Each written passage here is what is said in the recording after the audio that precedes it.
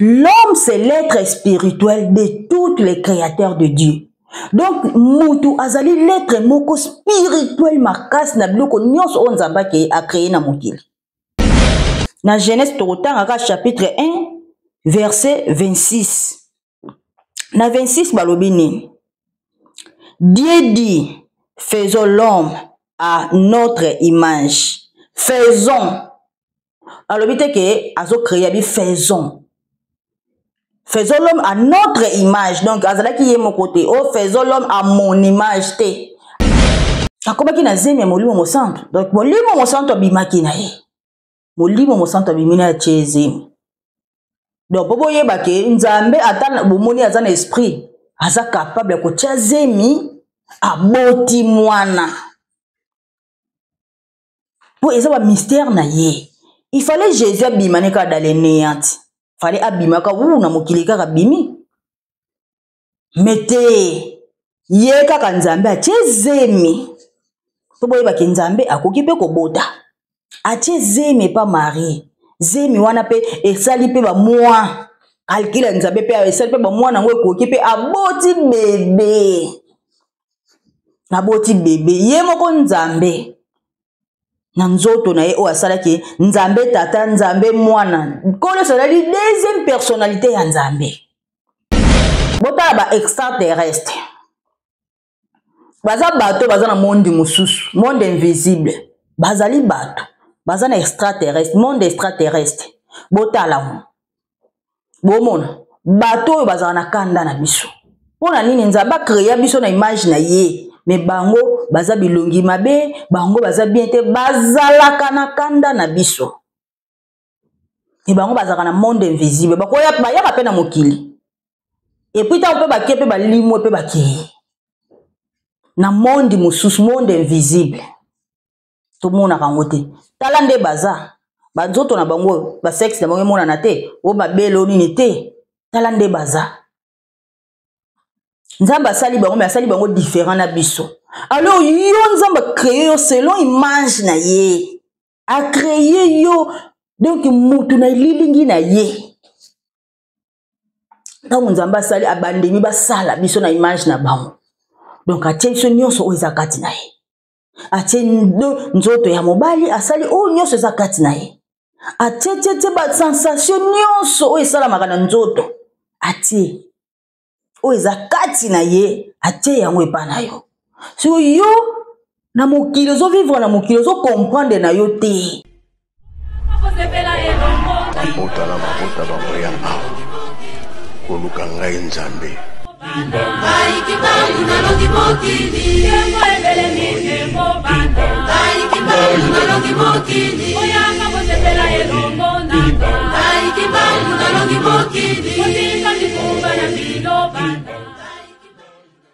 Comme tata moi na pe tata mon santo.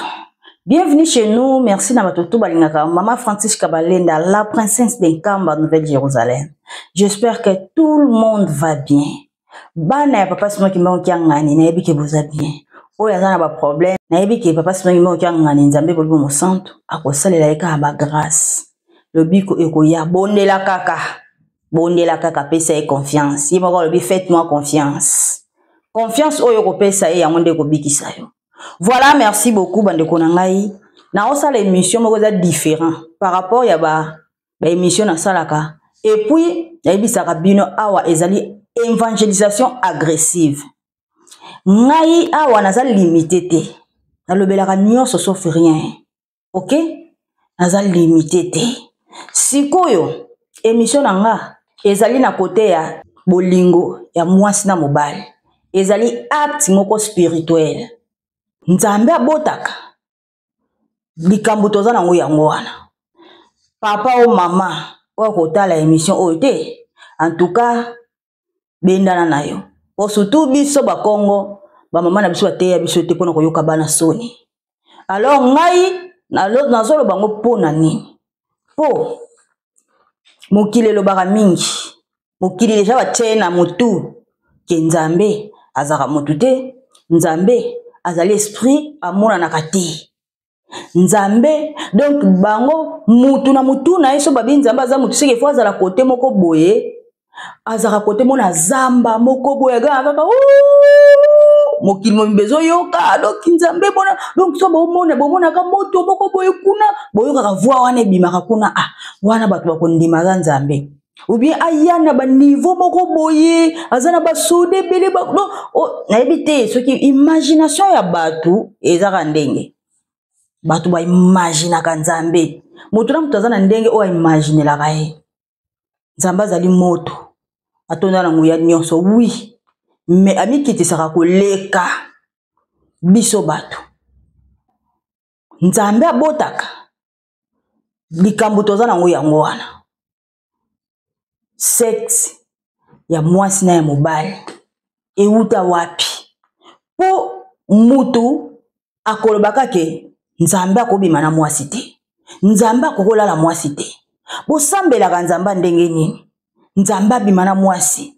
nzambe abalaka te nzambe abalaka te nzambe aliaka te nzambe abotaka te presque bato bakangaka keloko wana o batia bango na moto nzambe abalaka te nzambe aliaka te nzambe abotaka te nzambe akokolala na mwasi te mebia bino nzambe abala aza na mwasi abota pe donc okomona kaka ke babike nzambe ye wana te siko yango na koti siko na dimension ya likambo wana na koti na dimension ya likambo wana na dimension ya likambo wana ngamo na vanzi natali soki yo moko ndeko na nga yo moko vanda réfléchir et puis landa na analyse au bien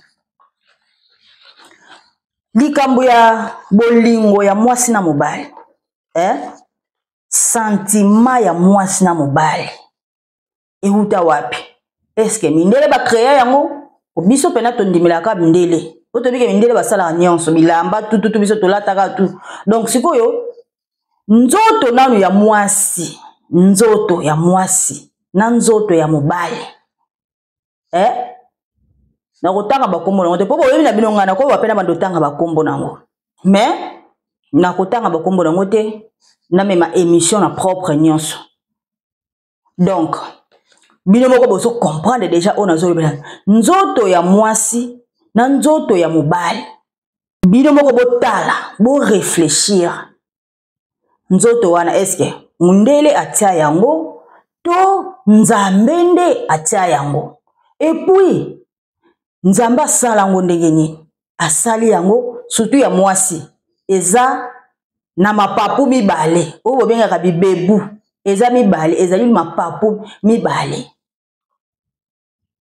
mobali nzambe asali ye sorti ya eloko na ye otango ezokota na nzoto ya mwasi ekei kosangana na mwasi epesi basentima nango sentima wana mpe ezali mystère caché ya nzambe sentima moko oyo mondele akomi mpe akocreye bango bacreyaka na bango so tokomi na kote wana mondele akocreye yango te mondele akocreye yango te nzambe asali mwasi na mobali atie biso banzoto na biso wana oyo ezali ke oyo epesaka bolingo oyo basali mwasi na mobali asala bolingo basangana banzoto wana mobali abimisa mai moko kati na ye ekota epai ya mwana mwasi esali mwana apres kosala mwana aboti mundele bakoma na baformule azwi kaka mai wana oyo ya nzambe asala ya mobali babomba yango epi basalaka nde basala wana mwasi abimi na mobali te mais akeka na hôpital nde bainjectaka yango mwasi nde basalaka na bandenge na bango mwasi mpe azwi zemi aboti mwasi mpe akomi na zemi aboti wana basalaka yango mais bacreye mpenza motu batia basentima oyo ya bolingo oyo nzambe asala na kati ya motu na mobali bacreye basala eloko wana basala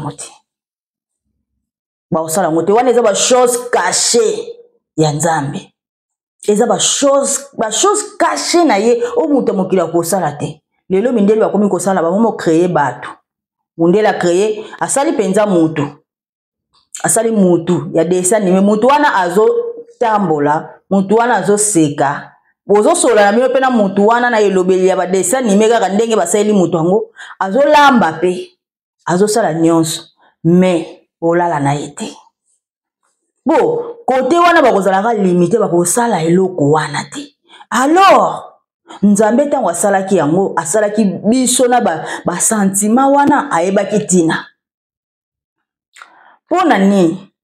Tango Nzambe a créé mutu. Azalaki yemoko te bazalaki misato. Genèse chapitre 1 verset 26. Bande koto tanga ngona. Oza ba chose cachée ya Nzambe o mokili elinga kolobela te. Même ba pasteur la Bible, ba pasteur ba groupe de rêve ba lobela ka likambo te. Po so ba koma na Genèse awa. Po oyo Genèse ezali ebandeli. Ebandeli ya histoire ya Nzambe na ndenge ba komela na Bible. Mais pour la nini batanga ngonyo sote. Pourquoi balobaka te que Dieu a créé l'homme ndenge bakoma awa à son image. Pour la nini balobela kango te. Pour nini balunga batiana conscience na bango place wana te. Place wana basota yango kaka. Basota yango. Mais nzoko ande ezali kama mutu ya fo bate yango batu na Genèse fo balanda ka Genèse mobimba ndenge lobi na Genèse tokotanga ka chapitre 1 verset 26. Na 26 balobi nini? Dieu dit, faisons l'homme à notre image. Faisons. Alors, vous que azo créé bi faisons. Faisons l'homme à notre image. Donc, azala qui est mon côté. Oh, faisons l'homme à mon image. Abi faisons l'homme à notre image. Donc, azala qui bango banzambe misato. Nzambe tata, mwana pe monimo mosanto.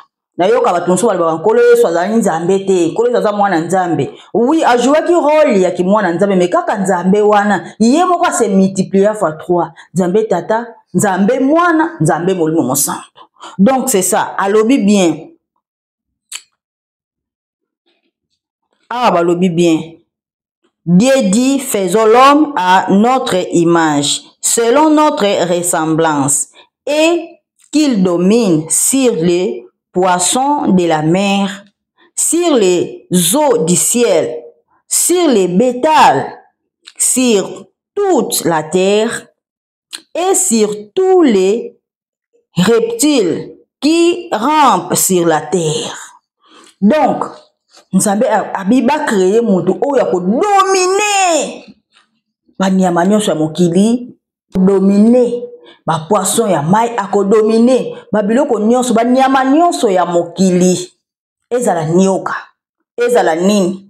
Donc mutu ako dominer ba biloko wana nyonso. Donc asali mutu, Dieu dit faisons l'homme à notre image. Nzambe alobi to sala mutu na elilingi na biso. Apesi na ba pouvoir ya ko dominer. Tango Nzambe a créé biso, a créé biso na elilingi na bango. Alors ce que avant biso tozala bato, avant biso tozala na ba sexe, avant biso tozala na banzoto ya mwasi mobali, avant biso tozala nango, déjà Nzambe azalaki nango. Nzambe azalaki yango tango a créé biso na image na ye, atie mwana a créé mobali, a créé mwasi. Et tant a créé mobile, a créé ye selon ye. Et puis tant azo créé mwasi, yeba que déjà Nzambe azalaki déjà na mwasi. Azalaki déjà na mwasi. Tant a créé mwasi, biso basi, atie biso pe na ndenge na biso. Et loko nyonso na mokili eza na sentiment nango. Atie biso basi, atie biso na mabele. Atie biso na nzoto ya mwasi, asali ba mystère na ye caché et na kati na yo mwasi. Ba mystère caché oyo mundela koka kosala te. Na kati na yo mwasi. L'homme c'est l'être spirituel de tous les créateurs de Dieu. Donc mutu azali l'être moko spirituel makasi na biloko nyonso o Nzambe a créé na mokili. Nzambe ayebiki asali biso bato ke atse maboko ayebiki mutu akolia, mutu akolamba, mutu akosokola bilamba akosala misala na maboko yango apesa biso maboko, ayebiki mutu akokoma yango apesa biso maboko. Tango atalaki banyama bakokoma na bango te, bakosala bote nze monte ke maboko na bango eza différent na ya biso. Basimbaka mabele, mais biso te, biso to telema toza différent. A créé biso na niveau moko, donc spiritualité na ezaki élevé. Donc a créé biso na niveau na yendenge yaza. atie biso na ba sentiment oyo eza kati na ye atie pe biso yango to yokaka ngo eza création moko te ke mundele asala yango te eza nzambe nde asala yango tango akreye biso na image na ye atie biso na banyonso na bilengi wana oyo bino boza kolobela ke nzambe akobota te bandeko avant biso toya na mokili moto ya liboso abota na mokili eza nzambe mpo nzambe so akreye makambo na ye ye moko il faut ameka yango autilize yango nyonso nzambe asala na mokili ye moko mpe amekaka yango aitilizaka yango ntango akreye mutu atie biloko nyonso eza kati na ye ye pe mutu ya liboso alia ye pe mutu ya liboso abota ye pe mutu ya liboso abala nzambe oyo akreya biso yango monake asala pe biso pe tobala tobota ye mutu ya liboso asala ba mystère wana eza ya ye yango wana tellement ke asa eza eza système moko spirituel oyo asalaki eza spirituel makasi kosala mwasi na mobali basangani na mwasi na mobali basali bolingo bayoki sentiment moko boye oyo bakreyaka te et puis asali yango na ba pouvoir moko ya makasi nde bomonaka ke yango nzambe alobaka ke mwasi moko mobali moko po ekoma te ke bokoma kosala yango na nini talaka eloko moko boye ya sentiment moko boye oyo bokosakanela na bino obimina oyo obimina oyo obimina oyo mais nzambe atiela yango mibeko atila mibeko po ayebi ke eza na pouvoir moko ya makasi donc mutu akobe biso mpe vi kaka na nzela kaka ya sexe mutu akodétruire mutu akozwa mpe chance no mobimba kaka na nzela ya sexe abimi na yo azwi chance na yo omonaka bato mosusu akesimba kisi bazoyebisa ye kende kaka kobima na mwasi soki obimi na mwasi wana ale yo yaka kaka akosokola te ou bien yo yaka kaka na bamai ya mwasi wana obie ke mobali moko boye abimi na mwasi moko abimi na mobali abi yo yaka na mobali na mai ya mobali wana po bayebaka ezali na nguya moko ya makasi soko biloko wana mundele te akreya yango eza nzambe nde akreya yango eza bacréation na ye etango ya osala bacréation na ye amekaka yango aitilizaka yango nanu avant apesa bino yango ya matière ya nzambe donc nzambe ntango akreye biso na image na ye atie biso o biloko o nyonso eza kati na ye alors ezala te ke ntango bomoni ke babi ke nzambe yeyo nzambe siko akoutilize yango te non non non non non non non non non même maman Marie na ntango ya Joseph Marie akomaki na zemi ya nani zemi ya nzambe zemi ya molimo mosantu akomaki na zemi ya molimo mosantu donc molimo mosantu abimaki na ye molimo mosantu abimina ya tie zemi donc po boyeba ke nzambe ata bomoni aza na esprit aza capable ya kotia zemi aboti mwana po eza ba mystère na ye il fallait Jésus abimane kaka dans les néantes fallait abimaka na mokili kaka bimi mete ye kaka nzambe atie zemi po boyeba ke nzambe akoki mpe kobota atie zemi pa Marie zemi wana pe esali pe bamwa calcule nzambe pe esali pe bamwa nango ekoki pe aboti bebe ye moko nzambe na nzoto na ye oyo asalaki nzambe tata nzambe mwana kolo ezali deuxième personnalité ya nzambe molimo mosantu azali troisième personnalité ya nzambe donc nzambe tata na corps na ye ya nzambe mwana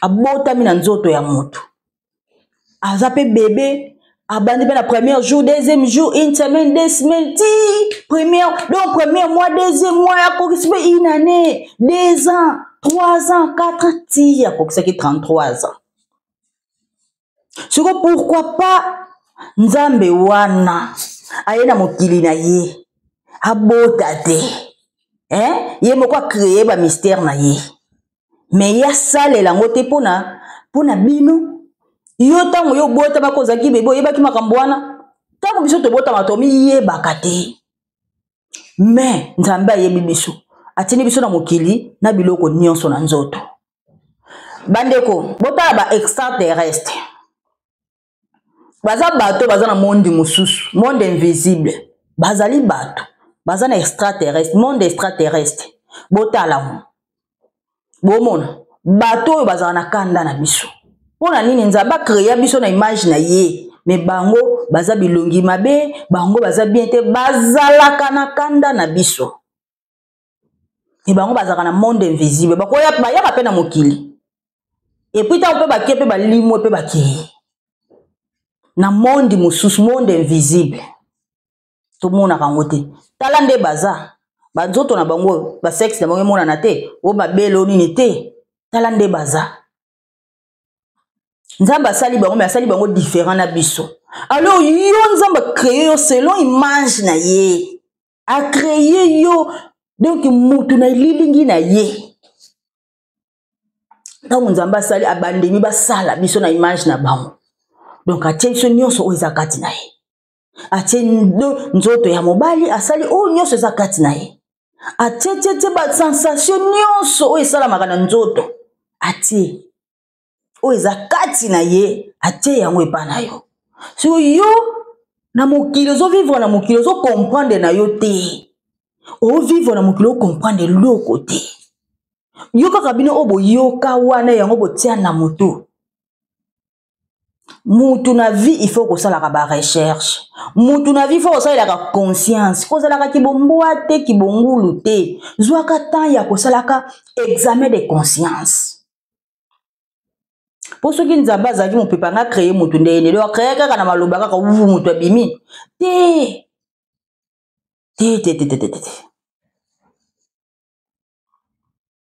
a créer ki bongo te donc esengaki basala mutu tant balobaka ke to uta na mabele to kozonga na mabele ça veut dire que bazwaki mabele nzambe tata zwi mabele a créer macheli bino photo oyo etikala kozala partout ekotikala kozala te pe photo oyo eza te ke bokanisa ke mutu akende kokanga ngo mokolo bakreaki te ezalaki vision mutu azwaki ntango nzambe aocreye mutu nde adécorer donc nyonso ezalika sur le plan spirituel nzambe ye moko apesi ye nguya wana adécorer ti akomi na etapa nde toza na image wana omona ngo nulle part ailleurs à part na église kimbangiste nde eyaka na bavérité wana o mokili yebi te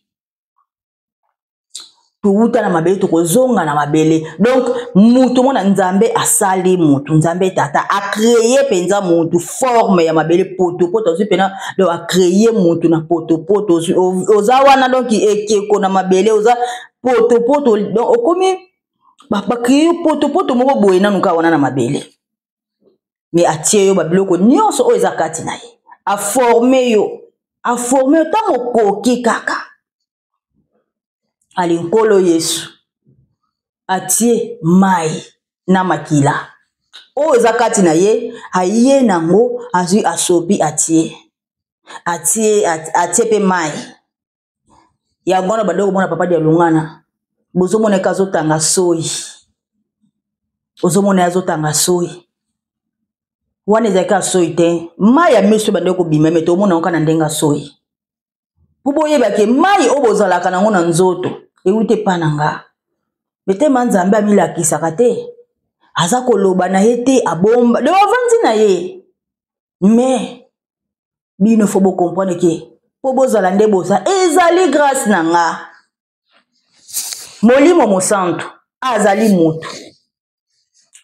mutu eloko nini asali atie esprit na ye ezala kati na yo donc amitie ye pe kaka kati na yo yango biso pe bato tozalaka na ba esprit tozalaka na ba molimo toza bongo yango boyokaka ke mutu azali na corps âme pe esprit yango wana soki mutu akufi soki oza na sur le plan spirituel otali nzoto na yo otali omona pena ntuka tozalaka nkele tozalaka penza nkele normalement bandeko na nga nzambe ayokela biso mawa fo toyebaka tomitalaka olamuki pena na tongo osokoli na nte otana munoko na nde ekomi okepe otali nzoto na yo ya bomwasi nanu otala siko nde ekomaka fo siko osokola ngo ekomata propre etela nyonso wana babiloko nyonso ebimaka wana eza na ntina nango Nzambe asali biso basi tango za mwana mke oza kokola na kati ya nzoto ya mwasi eza na nini eza na couche moko wana eza ya kokangama. Donc tango mwasi ozokola esengeli ke mobali abima na yo e couche wana tango ekopasuka makile bimi wana ezaka ba sacrifice. Mobali Nzambe asali mobali na nzoto na ye ki mobali ati apusi eloko moko za lokola liputa moko likolo. Liputa wana esengeli fo kokata yango tango bakokata yango makile bimi ezali sacrifice. Sacrifice ba o bakata ka teme ezalaka vraiment mabe normalement fo kokata po eza sacrifice. Ezaka sacrifice. Dozomona. Donc bande konanga to néglige ka makambu to lobaka makambu moko bo emo to raisonnera te. Eloko o Nzambe a créé na ye moko a créé biso na lilingi na ye il faut tous être fier. Nzambe asali biso na image na ye o ko to sala ta ba mboate asala ta ba niama te asala ta ba poisson te asali bango lokola ye te. Batu o bazana extraterrestre asali bango lokola ye te mais asali ngana yo na image na ye. Tango vivre na mokili oza ya nani ongo bani oza ya tata na bino non ya tata na bino pe azana ba parents na ye donc ye pe kuna azana ba siko ba huta siko wa poto koma lelo to koma na descendance oyo donc to huta siko pa ya Nzambe. Nzambe na créer biso na image na ye yango esala biso to zala lelo na mokili na image na ye. Donc ye pe tango azana mokili akozala pe kaka lokola yo akozala lokola ba extraterrestre te akozala lokola ba mbwa te akozala lokola te akozala kaka lokola yo moto apesa biso ba pouvoir nyonso ya mokili. Okoki pe ko dominer mokili okoki pe kotambwisa mokili okoki pe ko gérer pays mobimbe komo yokela yo moto okokumba avion okumbi bateau o senti que moto azana ngoya nyonso Nzambe apesi yo force ya ebele. Mais yo moto à part ye moko Nzambe moto ka boya ko créer yo te boko fondé na bino eloko mo boyeza lokola moto mais kotika lokoma moto te moto pena kena michopo na kati ya libubu na nini nyonso wana so babila ba mystère caché po na Nzambe ye moko ya po na Nzambe ye moko. Donc ndenge bango ba mindele ba créer ka biloko wana ke mwasi okobota na osanga na mobile mais sans mai ya mobile okozwa pe zemi te. Donc faut pe kaka mobile wana atia mai na ye po ozwa zemi. Donc c'est ça bande konanga nini yango esalaka biso problème ya moto mwindu alingi trop imagination. Bomoni ndenge totambwisami na mokili o totambwisami na imagination bakosi biso mingi distraction. Nzambe monanaka te Nzambe eza esprit donc par esprit wana emonaka te e répondaka motu te eyokaka te. Non, esprit ya Nzambe azali mutu yango wana ntango ozolala ozokoyoka voix. Donc voix wana eza ya Nzambe. Nzambe aza na ye pembeni na yo azoloba na yo mais yo omoni ye te. Abona yo mona ye mais oyoki ka voix na ye. Po esprit lo ekoloba pe te esprit komona te esprit kosala nini te kosunga te. Yango bomona bomesana kobelela Nzambe oyo amonaka te ayokaka te. Bokotikalaka pe kozwa kimia te biso mona neti na bakongo tokozwaka kimia te. Po tobelelaka Nzambe oyo amonaka te oyo ayokaka te oyo alimbolaka bandoto te oyo arepondaka te. Nzoka nde oyo arepondaka ezali Nzambe oyo azali mutu lokola yo yango koyoka pe na voix na ye. Soka lobi alakisa nguya na ye okoka te soka bimela ona moto na omona moto nguya éclairage ya makasi okotala ye te mais aza Nzambe avandi na kati ya nguya wana. Nzambe mutu avandi na kati ya nguya wana. Pona nini tango ba mindele basali ba filme ya Nzambe onika Nzambe pe basali pe ka mutu Po nzambe basala pe esprit te, même na ba film basala pe esprit te. Basala esprit te. Basala ye mutu, ba créer ye mutu. Mona ba créer nzambe mutu. Bazui ba ange bato. Ba ange wana ba bato. Ange azali mutu. Et ça c'est le plan spirituel. Biso bato pe ya ba ange baza. Neti nga nazaka ange. Naza ange mais ange akanda. Matata. Pona nzambe na koboma mutu. Pona nzambe na yaka mabe. Pona nzambe na ya donc atalaka mulai munene mutu te. Donc naza bongo. Nzambe za ba sorte ba ange. Ana ba ange kimia. Ana ba ange o ayaka te yaka kaka azo conseil azo kosola na bino na kimia. Mais azana ba ange o ayaka na kanda nyonso pe. Ange azali mutu. Bazana sur le plan spirituel, non sur le plan physique. Biso bato pe tozalaka mibale. Tozana nzoto na biso ya molimo et puis tozana nzoto na biso ya bonzoto. Okomona yo moko zokomi lota. Ezali nzoto na molimo wana yango ndozo lota. Ona loti nga moko nazalaki place boye. O place wana nazalaki wana nzoto no ya molimo. Yango zo lota. Tozalaka deux personnes. Yango azaka em suna pesa mutumbote papa boni bino boza bien. Nalobaka te ke o famille naloba boni bino yebi ke parfois ozalaka mibali biso toza mibali. Tozalaka na bonzoto pe na molimo. Papa diangenda loba. Ozo sala mabe. Ozo kanisa ke ba omona ote. Nzoka yo moko pe ozaka garde ya yo moko. Nzoto na yo molimo yango ke pesa la ko ba rapport. Ozali garde ya yo moko nzoto na yo. Lipasa na yo ya molimo. Azawa na zalaka na yo. Yango mona yo esprit na yo eza élevé. Ce qui esprit na neti nga esprit na ngate mezaka na nguya makasi kenda ko découvrir makambo.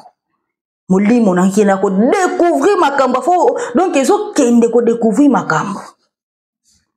Yango na tozwaka biso bato mwingi tozwaka tami kaka ya bilobela ya kofinga ya kochola ya koseka mais tozwaka temps ya ko sala examen de conscience te. Yo muto uta wapi mutu mwindo uta wapi aloba na papa ngenda lobango mingi alobango mingi papa ngenda même abetela biso histoire ya mama moko na mobile baboti mwana misu minene. Histoire à Ligorodo. Ligorodo te bango bandoko ta la miroir te babota mwana batala boye mwana ngo boende ngeni. Abetela bino histoire wana. Mwana ngo boende ngeni. Misu minene makasi boye. Misu eza normal te. Misu minene mbabi o eza normal te. Faut que ça ba kenda na hôpital ba tia ba kisi na misu wa mwana. Rien équitate. Ba luka ba solution rien équitate.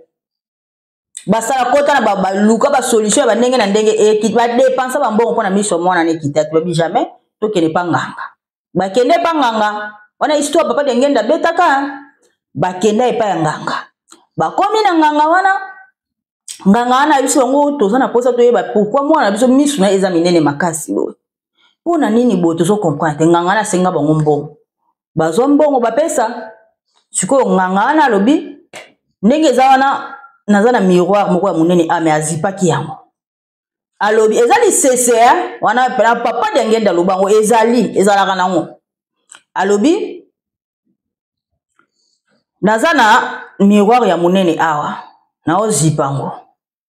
Nde na ozipango boye mbino bokokanga misu. Na ko compter tina 5 to bakata ata tina 3. Na côté tina 3. Soki bokangi misu te bosali sembla misu na bino ekokufa. Alors bokanga misu na côté 1 2 3 bofungoli bino misato na nzela moko. Bakanga misu na côté 1 2 3 pou bafungola bata na miroir bango nyoso misu ndenge moko. Na mama, na papa, na mwana misu na bango ekokana. Bozomona. Misu na bango ndenge moko. Donc yango na bomona ke Nzambe tango créer biso na lilingi na ye, asali biso lokola ye. Donc Nzambe na aza lokola yo moko. Nzambe aza lokola biso, yango créer biso lokola ye. Ba nyama o créer ki chaque nyama, asali bango pe, ndenge bango pe baza na libota na bango ndenge na bango asali bango ba nyama. Mais biso ba créer biso l'homme. a créé mutu mais nyama pe ligorodo pe baza pe ka nenge moko ya magorodo ndenge a créé la bango a créé bango ba magorodo ligorodo akamwe mwana ko misu minene boy mais comment misu na ye na yanga ekokana de ngape na zaka misu minene mo apelo bi de ngape na baba chaka na bango kate ngape na zaka misu minene nganga lobi bino boza misu minene boboti mwana kaka misu minene lokola bino te ba kite ba kende ba traitement ça ba traitement pour na mwana ba ça ba traitement mais simbate pour nini baza ndenge moko de goroda bazong sele mbongo nganga bino zong sambongo te bongo bino yeba kite ke boboti mwana waza lokola bino. Donc c'est ça. Tant que baba parents na biso baza banzambe na biso ese. Donc, il faut to yeba kapeke ti biso to koma lelo nde to ki de génération à génération côté bandela likambo ezalaka ezalaki nzambe ye moko nanu na mokili na ye. A se diviser fois 3. Ami kaboli pe kina kibo mwasi. Ye moko nzambe. Ami kaboli na kibo mwasi. Azuba pouvoir na nzoto ya mwasi atie. Yango mona à côté ya maman Maria. Ce que moni maman Maria ba tiaka mingi na grotte ba fuka melaka. Même ba pape wana balobaka maman Maria za na pouvoir koleka nkolo Yesu. Même na yoka video moko ya pape moko azobondela azoloba likambo. Ana pouvoir koleka nkolo Yesu. Maman Maria. Donc yango mona kake biso de wa boysko to bondela ka mama mwilu kia wanga nzitani Marie. Donc Marie o ba kansaka Maria wana ba tchana film ya mundele wana azalaka mundele te azalaka mwindu. Vierge Marie c'est noir. Noir. Et ça chaque nation azako yazo changer makambo. Même Joseph tango vanda kina Marie wana Joseph wana c'est molimo mo santuye moko. Na tango wana milakisa kita bomba maki. Ya mwana bimina ena mwasi na ye Marie mais komi ke mwasi azali ke ndenge za wana koma mwasi akokoma na zemi. Nzoka ndeza ki zemi na ye molimo mo santo. Joseph c'est molimo mo santo. Azali molimo mo santo. Ya mwana papa Simoki Mbango abota bana pesa bakombo. Tanga pesi bakombo amemi ba référence na bakombo na bango akala.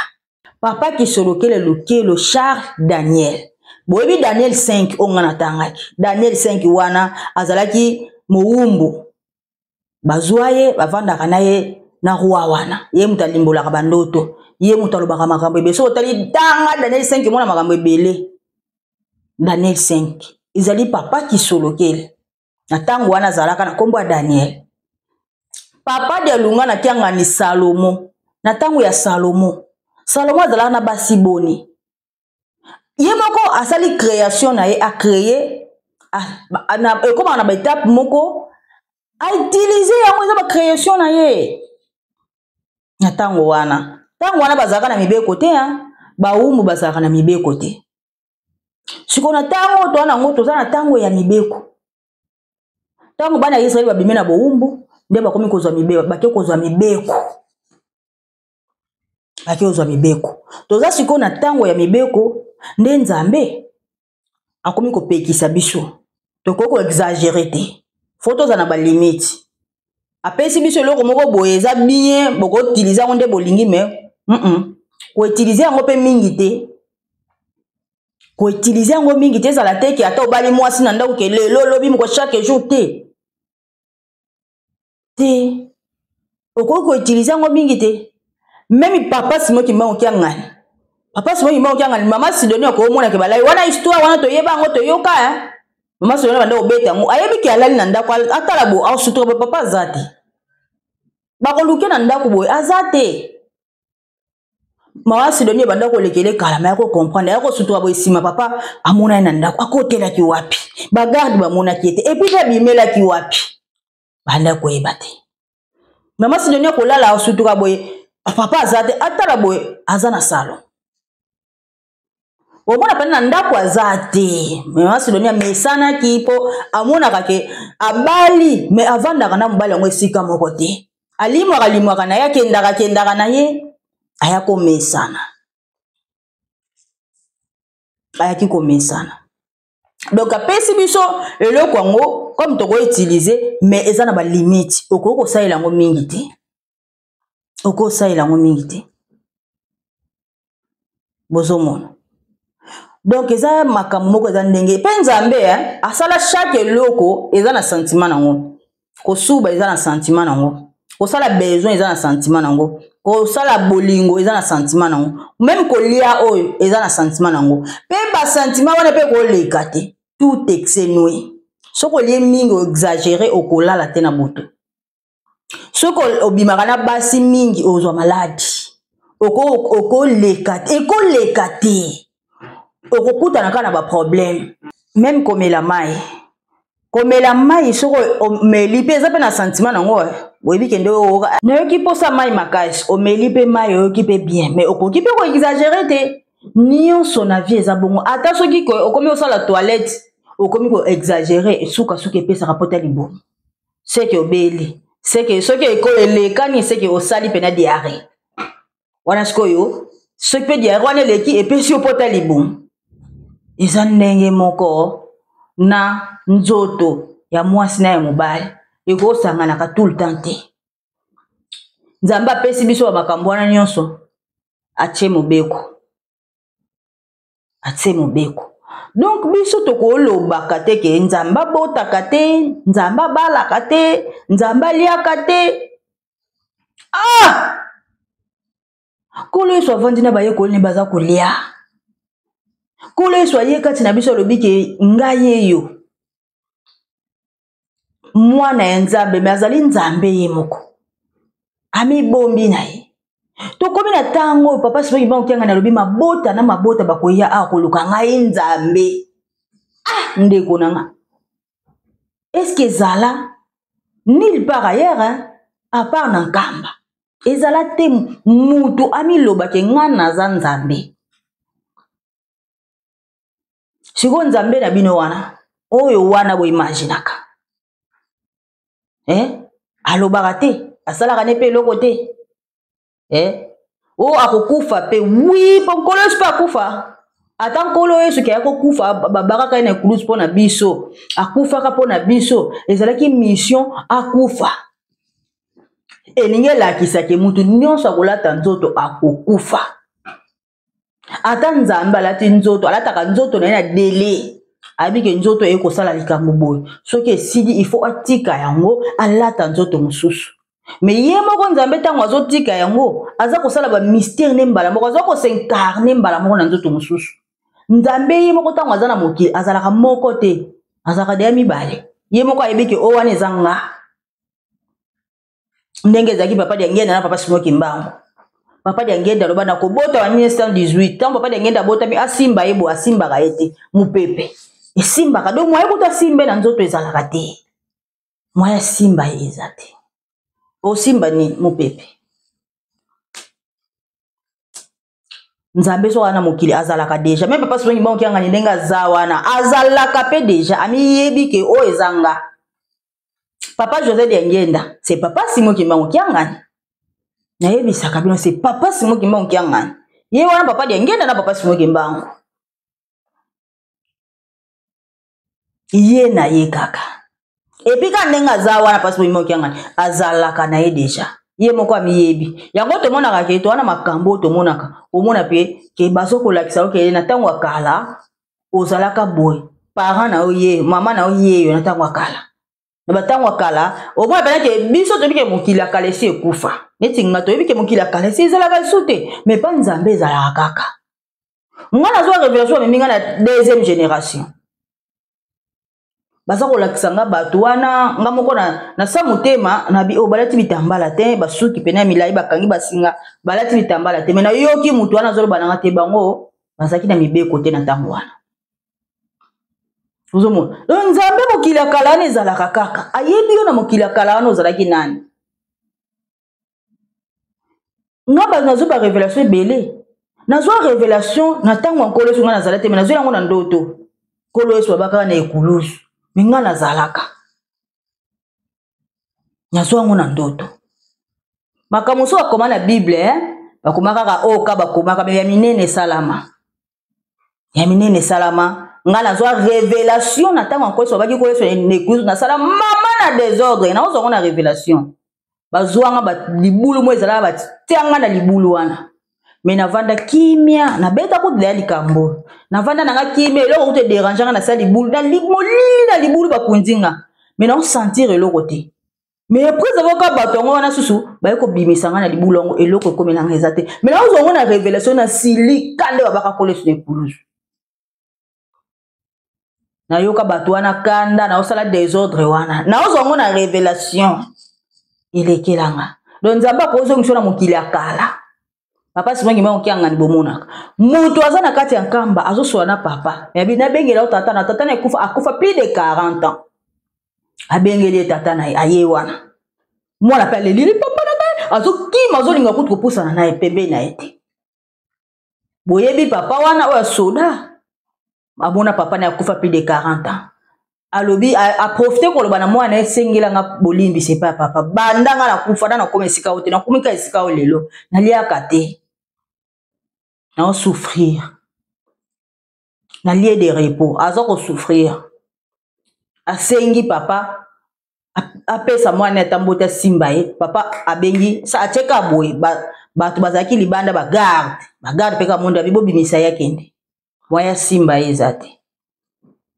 miracle o esalamaka epana biso ezakaka epana biso kaka epa nzambe obino bolo baka bota kate siko nzambe wana po boyebi ete siko nga nzambe na nga bota nga pena nga moko pena pe mwana na ye nzambe na nga bota nzambe na nga bala nzambe na nga bota nzambe na nga bala za nzambe na nga liaka nzambe na nga kota ka toilette nzambe na nga sumbaka o akobima pe na toilette yoki o remplacer yoki pe solo ya muto ayeko awuto sumba nzambe na nga ye wana ya yo nzambe o asala ona lidingi na ye aza wapi fo yeba image ya nzambe na yo il faut ko luka ko yeba nzambe okelango za wapi oza nani oza na image nini na koyeba yo ndenge nini babi ko yeso ko ya lokola moyibi siko seka ko ya mutu omoni ke nzambe azane ka mutu akotikala ka mutu pourquoi ezali deuxième personnalité ya nzambe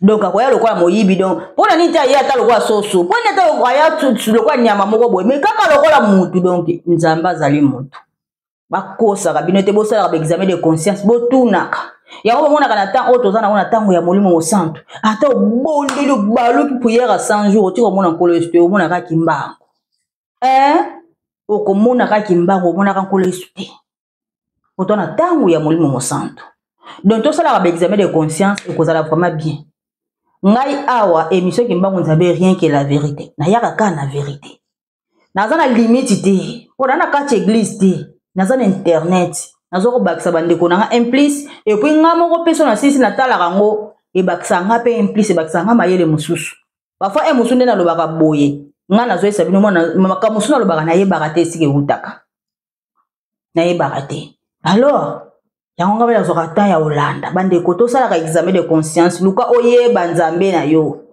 obondelaka nani pourquoi nzambe wana osala ka miracle te to sala ka na bapasi ti lelo papa sibo imba okianga naza azotala biso pona nini toza kososola ete mokili ezolinga kutu koyeba ete oyo kutu likambo oyo na kombo ya kimbango antuka bato batia yango kate balingi te yango wana aza kotala biso me yebake na bagénération nyonso bagidi bazala na génération oyo mpe toa na guide na biso siko ntango nzambe akokitisa le royaume du ciel na ye aye nango na mokili oyo olobaki bokonzi ya nzambe ekovanda na biso emeko nzambe akovanda na biso elongo akomilakisa na ba serviteur na ye bakoyeba elongi na ye yango wana biso siko toyebi elongi ya nzambe na biso papa simo kimbango kiangani nzambe molimo mosantu aza kosencarne po ete ye akufaka te asencarnaka kovanda na biso libela na libela yango wana et puis amiyebaka donc c'est ça na mokili eza na nzoto moko te evanda na kilongo evanda esika moko boye ebeba te eza na température 36 degrés nzoto suki ebotaka banzaki ebotaka bakataka yango ezalaka te apart na nkamba Nouvelle Jérusalem et puis ezali biblique oyo nkolo yesu alobaki esika ye akozala bandeko nanga tozwa sagesse ekosunga biso bon oyo na ngai na yango wana bosala examen de conscience bomeka mpe kokanisa ozwa kaka korépondre mbala moko te me kaka mpe kokanisa soki moto azokanisa esungaka ebakisaka implice na vie ya moto. Voilà, merci beaucoup. On a gagné nango badeko na ngai yango wana tomonani à la prochaine. Bye. Mabota bangoya awa koluka ngai nzambe Mokili